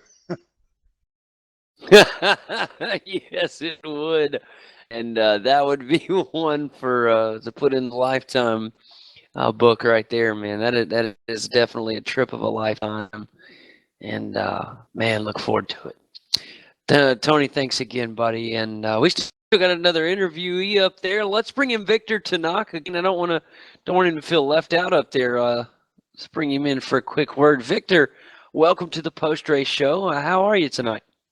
Fine, how are you guys doing? Doing great, Victor. It's good to have you here on the show. Let's talk about your performance tonight. Tell me how the car handled, how it felt, and just what you thought overall of the race tonight. Oh, I got pretty intense battle there on the first end, and when I was about to come into the pits, I actually asked Tony what pressures he were running, and he was actually running a click higher than I was, and he said it was feeling really good. So I changed mine at the pit stops, and it actually helped a lot. I had a lot more pace on the second stint than I had on the first stint. So that's a really good part of having a teammate to chat with, in the race. That's definitely a big plus and a nice advantage to have. And you guys both cars look great tonight. I was very impressed with what you guys brought to the track, and it really got kind of opens my eyes as to what we're going to see for the second half of the season. This marks the halfway point of season 3, and we got another halfway point to go. And a lot of the viewers out there are going to keep a close eye on both you guys and just kind of see the progress of the team. Yeah, and I actually was just looking, and I'm P5 in the championship. I cannot believe that. That's awesome. Actually going to put a lot more effort into it now. Yeah, man. You'll look and you might surprise yourself. Good results, and like you said, put in that effort, and I think you'll be really amazed with what can happen. I've liked the performances that we've seen from you, especially tonight. I thought that was a great one. You mentioned the change there at the pit. And that's one of the reasons why I really enjoy having pit stops in races. I think it adds another layer to the race experience, not only for the drivers, but especially for the viewers of the broadcast. It just adds so much to it. It's the icing on the cake. It also, but like you mentioned, it helped you out and it made you faster in the second stint. So something I'd like to see added more, and I'm glad to see that the pit stop races are returning to the schedule. To me, it makes such a great, I don't know, it adds another layer of realism. We have pit stops in real world racing. We should have them right here. Yeah, definitely. A friend of mine once told me that he didn't think it was a really good idea because everybody was going to do the same strategy. Like, there's not too much strategy that you can do, but it's not about the strategy. It's all about getting into the pits, stopping and getting out. That makes a lot of difference, and that changes races every time. Doesn't matter if they're the same strategy or not. They're always going to change the race. And like you noticed tonight, it allows a driver with an ill-handling car to make a couple changes and possibly have a better second stint than the first thing. You get the aspects of the race that are able to change from that pit stop are limitless. Yep, and there's always the undercut. If you feel like you're being held up, you can always undercut, and that makes a huge difference too. But in defense of what JD was saying earlier, that he wanted more pit stops, the way that this one worked out, I think it started out 3 sprint races, 3 enduros, and 3 pit stop races, which the enduros, of course, would be a pit stop race as well. So that's 6 pit stop races out of the 12, and then there was 3 other races that were included as well. I think I don't remember what those were, but so out of the season, 6 pit stop races. That's pretty darn good. Oh yeah, it is. That's really good. And it's something I want to touch on too, real quick, just while it's fresh on the subject. Is 3 endurance race or 3 pit stop 3 sprint races and 6 pit stop races out of the first. That's great and everything. But see, the reason I have a problem with the sprint races is the fact that in real racing, when you have sprint races, you get 2, and we only get 1. So those Fridays, I feel like I'm getting gypped on half of on a whole nother race. I mean, that's honestly, they're I so think it's because we short. really, really enjoy watching these races so much that we would sit through another one. If it would pop up and have another one, we would definitely sit through it. We just like watching these races so much. But those 3 weeks, it gives the drivers a chance to just get in, have a quick race, and get on to other things. And they are kind of nice. I've noticed the weeks that we have those sprint races, we're able to get done with the broadcast early, and I was able to get out and go swimming with the family a couple weeks ago when we had one. So they're kind of nice. They are nice. Like I said, I like having if we have 9 races, I'd rather 6 of them be pit stop races than the other way around. So it's all good. And Victor, it's like I said, thanks for coming and joining us. As always, it's a pleasure, and we look for a lot more great things from you here in the near future, man. Yep, Congratulations on that thanks top for all 5 the in the effort, guys. championship points. Yeah, think about that too, and think about all the effort you guys get in getting this broadcast up. I know it's not, you guys don't get paid for this, and it's Well, you're very welcome. We definitely enjoy watching the series as well, and so it's something we can do to just bring a little bit of attention to the series, to you drivers that dedicate your time to the series, and then we, of course, get the enjoyment of watching you guys each and every week, so it's a pleasure.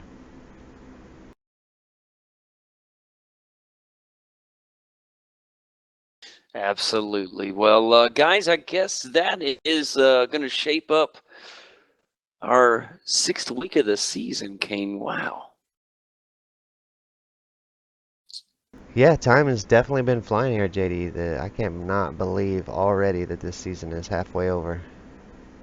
I still can't. It's just it's mind-boggling.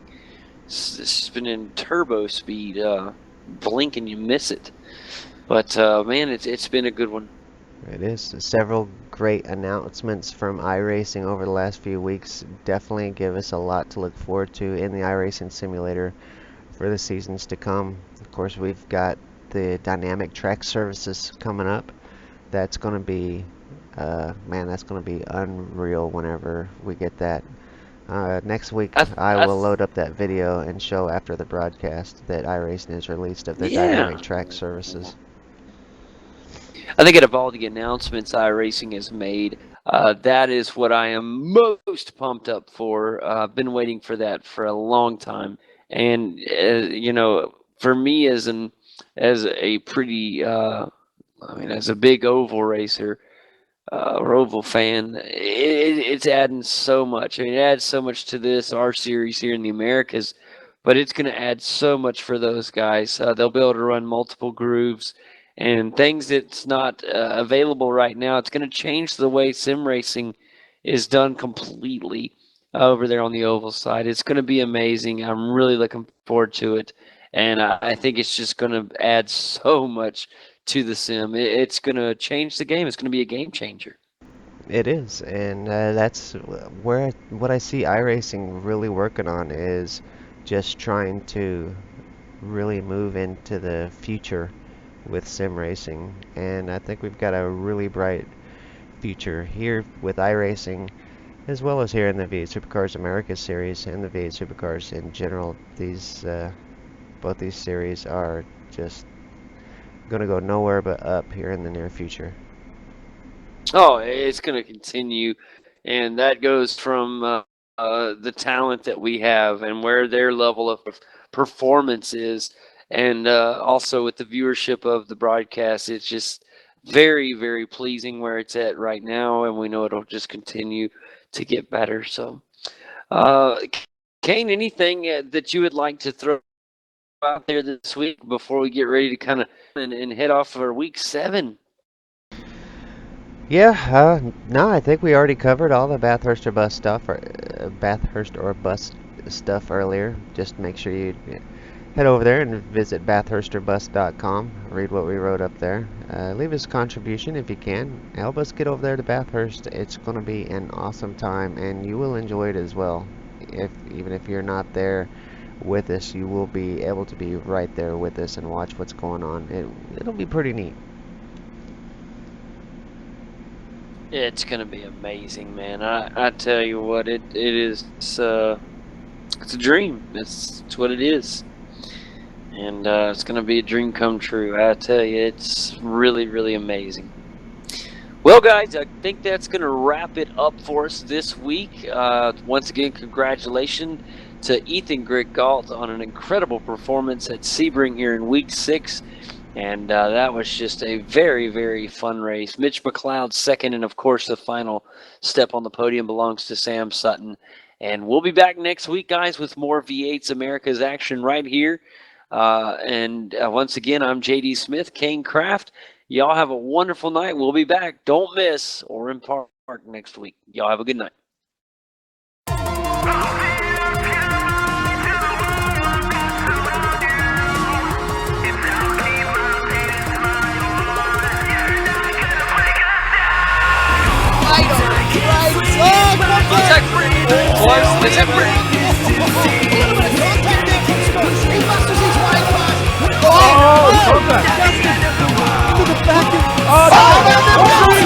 Muggleton just has to cross over this crest. He will cross the line and will win the championship.